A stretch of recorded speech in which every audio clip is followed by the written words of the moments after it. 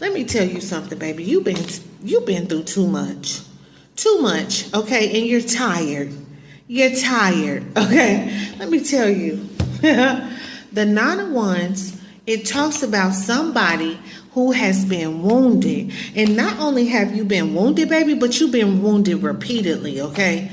By repeated emotional battles, but you still standing. You still standing. You didn't imagine the stress, okay? You didn't overreact. You survived something that wore you down, okay? All the emotional scars, listen. Honey, you gained strength from pain. That's what I want to say. You didn't quit, but what you did do, you did endure.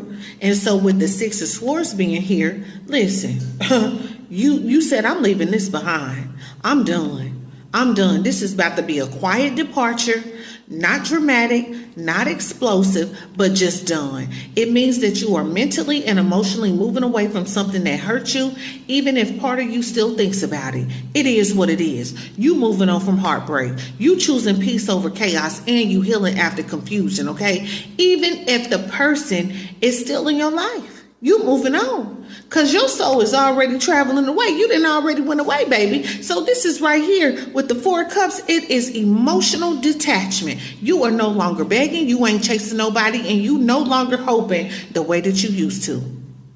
And yeah, you may feel bored. You may feel disinterested. You may feel closed off. But guess what?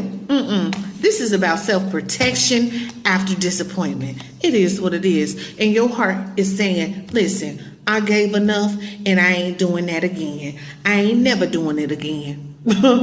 Okay, listen. So listen, you was hurt. You chose to leave. And now you're emotionally done. You ain't angry. You ain't dramatic. You just finished. So guess what? This is the energy of somebody that finally stopped pouring into that cup that never filled back. This is healing. This is healing, even if that feels empty right now. But it's healing. Yeah. So guess what? You believed in potential. Yep, you sure did.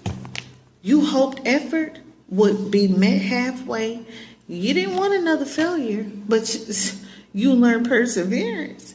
And guess what? You were not meant to live in survival mode, though. Nope, that's over. And so this situation, what it did teach you, baby, it taught you where your boundaries were too flexible. That's what it did teach you, okay?